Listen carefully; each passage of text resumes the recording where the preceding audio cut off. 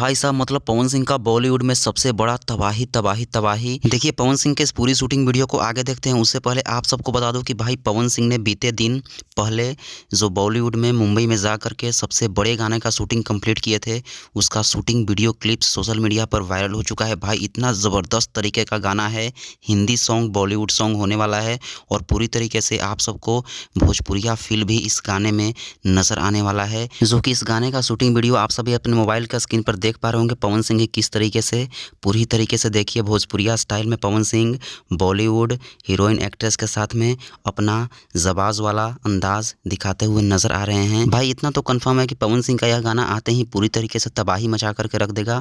इतना ज़बरदस्त लेवल का इसका कोरस जो है भाई बहुत ही ज़्यादा बवाल अंदाज का, पूरी तरीके से बॉलीवुड और भोजपुरी फील आप सबको इस गाने में सुनने को मिलेगा।